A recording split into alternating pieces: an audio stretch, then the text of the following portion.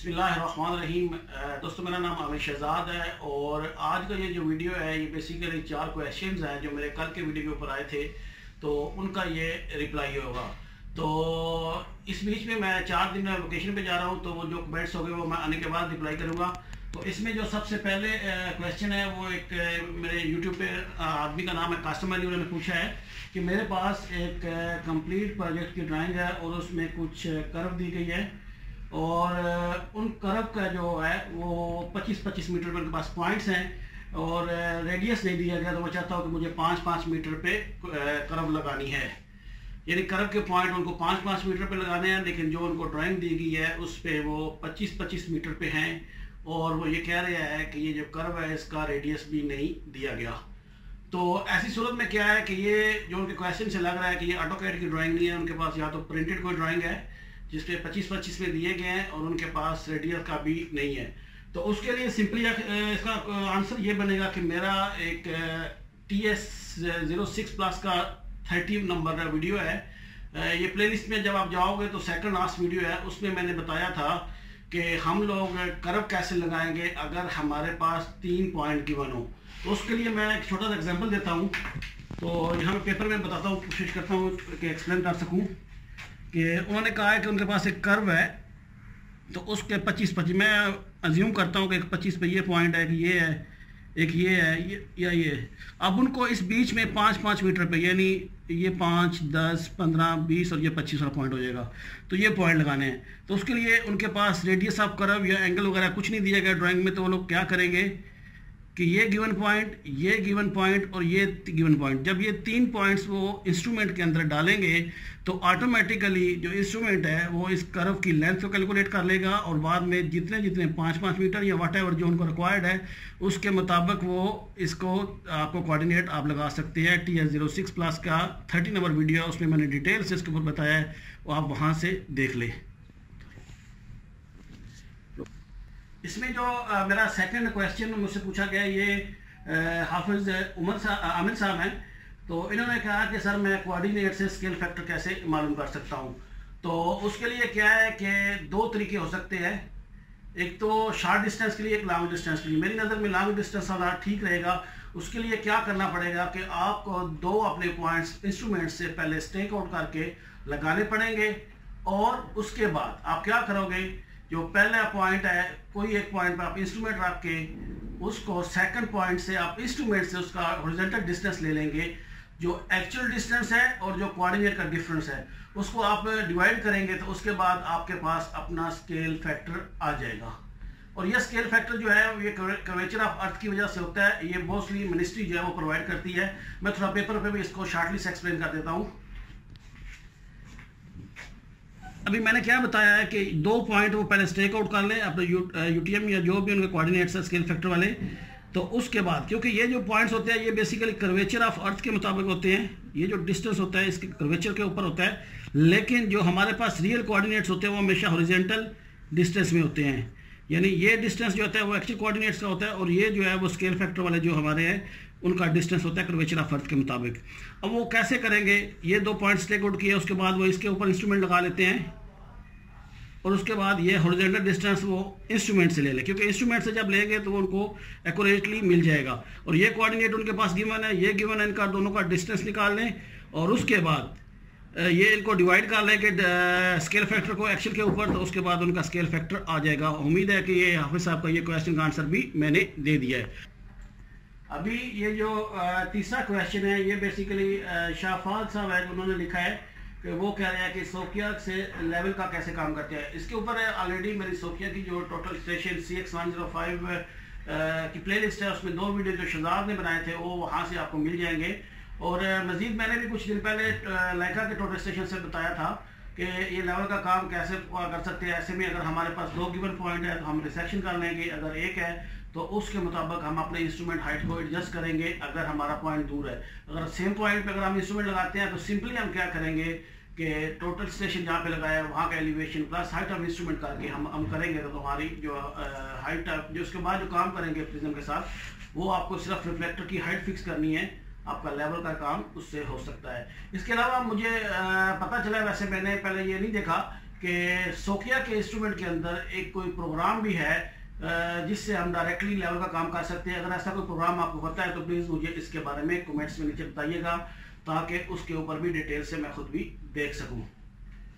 तो यहाँ पे जो चौथा क्वेश्चन है वो इस्लाम अली नाम का लिखा है। वो कहते हैं कि सर नए प्रोजेक्ट पे सर्वेयर का क्या काम होता है। जैसे कल का वीडियो था उसमें भी क्वेश्चन था इसी तरह से कि मैंने बताया कि नए प्रोजेक्ट को कैसे स्टार्ट करते हैं। तो इसमें क्या है कि नए प्रोजेक्ट पे सर्वेयर का काम क्या होता है।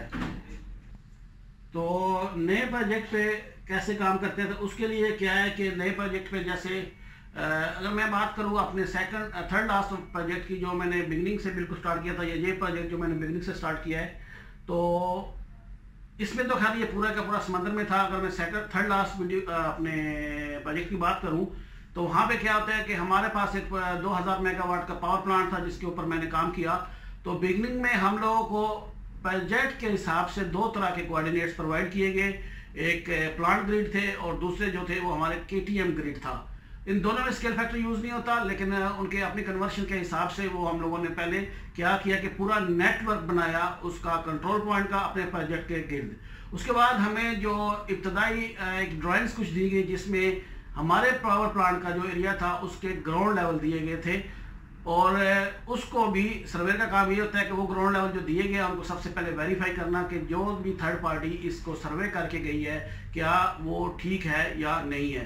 तो उसके लिए हम लोगों ने सारा दोबारा से उसका टोपो किया और उनके ग्रिड लेवल्स निकाले और उसको वेरिफिकेशन किया। ये क्यों ज़रूरी होता है कि बाज़ औक़ात कुछ ऐसे एरिया होते हैं जहाँ पे हम एक्स्ट्रा काम करते हैं। मसलन वो पावर प्लांट था, उसकी डीप एक्सकेवेशन सी टर्बाइंस वगैरह की, या कुछ सेंट्रल कंट्रोल बिल्डिंग थी जिसकी 2 बेसमेंट थी। तो ऐसे में क्या होता है कि जो भी वहाँ से मिट्टी निकलती है वो दोबारा रिफिल तो होती नहीं है, किसी और जगह पर डंप किया जाता है। तो जहाँ पर डंप किया जाता है वहाँ का भी पहले सर्वे कर लिया जाता है, और जहाँ पे काम होता है वहाँ का भी इब्तदाई लेवल ले लिए जाते हैं, क्योंकि प्रोजेक्ट जब हैंड ओवर करने का टाइम होता है तो उस वक्त जैसे सरफेस ली थी वैसे ही उनको प्रोवाइड करनी पड़ती है।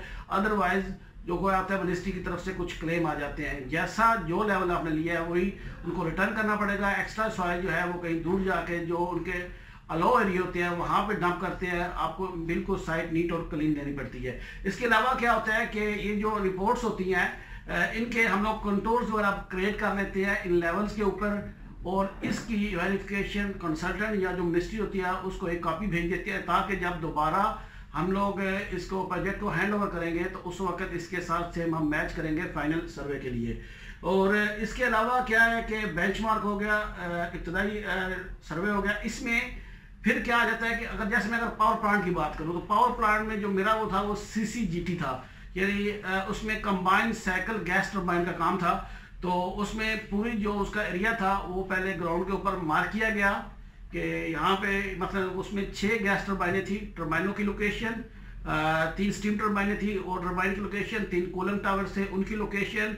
उसके अलावा जो आगे सेंट्रल कंट्रोल बिल्डिंग थी या मेजर जो बिल्डिंग थी रोड को छोड़ के, और माइनर जैसे कुछ एमरजेंसी डीजल जनरेटर उनको छोड़ के बाकी जितना एरिया होता है उसको ग्राउंड के ऊपर मार्क किया जाता है, ताकि हमें पता चले कि कहाँ कहाँ हमारा प्रॉपरली एक्सेस होगा। जब हम डीप एक्सकेवेशन करेंगे तो हमारा काम डिस्टर्ब ना हो, और कौन कौन सी बिल्डिंग्स या कौन सी टर्बाइंस या कौन सा एरिया हम इजीली काम कर सकते हैं। उसके लिए क्या होता है कि ये जो प्रोजेक्ट्स होते हैं ये बड़े प्रोजेक्ट्स होते हैं, और उन प्रोजेक्ट को कंटिन्यू करने के लिए उसमें काफ़ी ज़्यादा सब कॉन्ट्रैक्टर्स होते हैं और बड़े बड़े कॉन्ट्रैक्टर होते हैं, उनकी काफ़ी इक्विपमेंट्स होते हैं, उनको प्रॉपरली एक्सेस देना, और उसके अलावा अपनी बिल्डिंग अपनी टर्बाइंस जो भी हमारी साइट पे चीज़ें आ रही हैं उनके मुताबिक वो कंट्रोल पॉइंट ऐसे डिसाइड करना जो प्रोजेक्ट के लास्ट तक ना निकले, क्योंकि ये बहुत ज़रूरी होता है। अगर हमारे बीच में कंट्रोल पॉइंट निकलते रहेंगे तो फाइनली क्या होता है कि स्पेशली जब टोटल स्टेशन से काम होता है तो हमारे कंट्रोल पॉइंट जो है वो एंड पे आके हमें बहुत डिस्टर्ब करते हैं।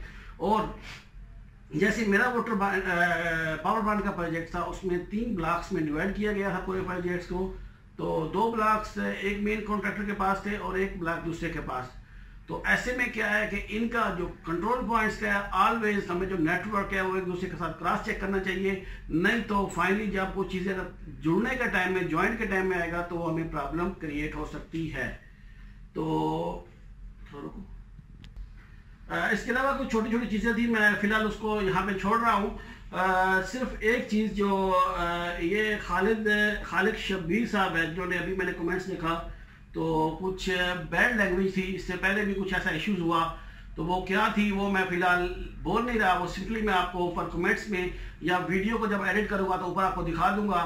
तो ये चीज़ें प्लीज़ इसको एक कोशिश किया करें, इग्नोर किया करें। और ये मोस्टली क्या है कि इंग्लिश वीडियो क्यों बना रहा हूँ मैं, इंग्लिश वीडियो का क्या है कि मुझे काफ़ी रिक्वेस्टें मिलती रहती हैं, और फिर क्या है कि ये वीडियो जिसके ऊपर ये कमेंट्स किए गए हैं वो बेसिकली मेरी सीरीज सेट है 09+ उसके पूरी कंप्लीट वीडियोस जो है वो इंग्लिश में ही है, तो उसी में ये कंटिन्यू आ रहा था लोकल सेक्शन, तो उसके ऊपर ये कमेंट्स किया गया। उसके अलावा मैंने कल के वीडियो के ऊपर भी 3 से 4 ऐसे कमेंट्स थे जो मैं आपको ऊपर अभी दिखा भी दूंगा जब मैं वीडियो एडिट करूँगा कि ये क्यों बनाए जा रहे हैं। और बाकी आज के लिए इतना ही है, और आज से अगले 4 दिन मैं पाकिस्तान में इस्लामाबाद में रहूँगा, तो वहाँ पे एक छोटा सा हमारा प्रोग्राम नहीं है, अगर लोग आ सके तो कोशिश करें हम लोग वहाँ पे मीटअप करेंगे और कुछ चीज़ें डिस्कस करेंगे। तो अपना बहुत ख्याल रखिएगा। अल्लाह हाफिज़।